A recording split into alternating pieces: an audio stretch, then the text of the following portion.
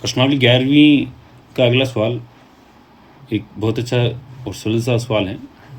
देखिए क्या है, प्रश्न में दिया हुआ कि एक वृत्त की चतुर्थांश का क्षेत्रफल ज्ञात कीजिए जिसकी परिधि जो है वो 22 सेमी हो। हमने पिछले वीडियो में देखा कि कोई एक वृत्त है, तो वृत्त के अंदर जो केंद्र को परिधि से मिलाने वाली जो रेखा होती है उसे हम लोग त्रिज्या कहते हैं। तो यहाँ पे ओ ए और ओ बी कोई दो त्रिज्याएं हैं जो आपस में एक दूसरे के साथ 90 डिग्री का जो है कोण बना रही है। हम जानते हैं कि वृत्त के केंद्र के चारों तरफ कुल कोणों का योग जो होता है वो 360 होता है। अब जब प्रश्न में हमें चतुर्थांश दे दिया तो इसका मतलब हमें 360 डिग्री का चौथा अंश निकालना है। इसका मतलब वो 90 डिग्री हो जाएगा। अर्थात हमें यहाँ पे इन दोनों त्रिज्याओं के मध्य बनने वाले इस 90 डिग्री के कोण को यहाँ पे काम में लेना है। जैसे ही प्रश्न में चतुर्थांश मिले तो यहाँ पे थीटा का मान हमें 90 रख लेना है, यानी कि इस पूरे वृत्त के चौथे अंश का क्षेत्रफल निकालना है। और जो अंश यहाँ पे बन रहा है इससे हम लोग त्रिज्याखंड कहेंगे। अर्थात हमें त्रिज्याखंड का क्षेत्रफल निकालना है और जहाँ थीटा का मान जो है हमें 90 डिग्री दे दिया। अब हम लोग जानते हैं कि जैसे ही त्रिज्याखंड का क्षेत्रफल हमें ज्ञात करना हो तो हमें सूत्र याद रखना है पाई आर स्क्वायर थीटा बटा 360, जहाँ हम लोग जानते हैं ये 360 इस वृत्त के केंद्र के चारों तरफ बनने वाले कुल कोणों का योग है वो 360। ये थीटा का मान इन दोनों त्रिज्याओं के मध्य जो दे रखा होता है वो है यहाँ पे 90 डिग्री का दे रखा है।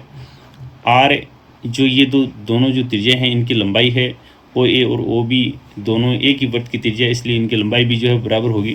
तो हमें एक्चुअल में इस प्रश्न में हमें पाई का मान तो कांस्टेंट है जो 22/7 है।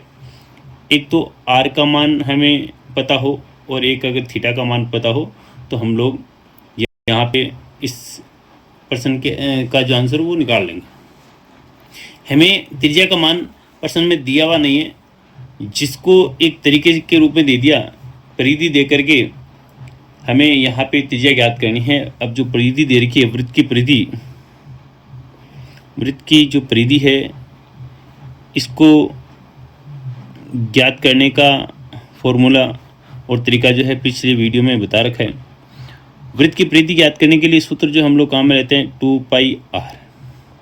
हमें वृत्त की परिधि का मान दे दिया जो केवल 22 जो सेमी दिया हुआ है, ये सूत्र है। तो हम लोग क्या करेंगे कि वृत्त की परिधि का मान इस सूत्र के बराबर रख देंगे और हम लोग यहाँ पे इसे जब हल करेंगे तो हम जानते हैं कि पाई का मान 22/7 होगा और आर का मान जो है हम लोग यहाँ पे निकाल लेंगे। पक्षांतरण करते हैं सभी पदों का, तो 22 ये वाला पहले से ही है, 2 और 22 गुणा में है जो इधर भाग में चला जाएगा, ये 7 जो इधर भाग में उधर गुणा में चला जाएगा, गुणा 2 गुणा 22। जब यहाँ पे हम लोग हल करेंगे तो 22 के पहाड़े से 22 को काट देंगे, 22 एकम 22, 22 एकम 22। अपनी जो त्रिज्या यहाँ पे प्राप्त होगी वो होगी 22/7 सेमी। देखिए हमें त्रिज्याखंड का क्षेत्रफल निकालना है। तो यहाँ पे जो प्रश्न में जो शब्द नाम दे रखा है चतुर्थांश का क्षेत्रफल, वृत्त के चतुर्थांश जिसको हम लोग त्रिज्याखंड कहते हैं, त्रिज्याखंड का क्षेत्रफल हमें ज्ञात करना है। तो सूत्र लगाएं पाई आर स्क्वायर थीटा बटा 360। अब हम लोग देखें कि पाई आर स्क्वायर थीटा बटा 360 ये अपने पास में जो सूत्र है इसमें हम लोग बारी बारी से सब मान रखें। तो पाई का मान 22/7, आर का जो मान है वो भी हमारे पास में यहाँ प्राप्त हुआ 7/2 गुणा 7/2 क्योंकि आर स्क्वायर है तो आर का मान 2 वर्ग दिया। थीटा का मान प्रश्न में शब्द के अनुसार दिया हुआ चतुर्थांश, तो हमने 90 निकाल लिया बटा 360। हल करते हैं। 90 के पार्ट से 360 को काट देंगे 4 बार। 7 के पार्ट से 7 एकम 7, 7 एकम 7 कट जाएगा। 2 के पार्ट से हम लोग 22 को काट दें 11 बार कट जाएगा। तो ऊपर जो अपने पास में जो मान बचा 11 गुणा 7 और बटा में जो मान बचा 2 गुणा 4। तो यहाँ हम लोग जब हल करेंगे तो ये आंसर अपने पास में निकल के आएंगे 77/8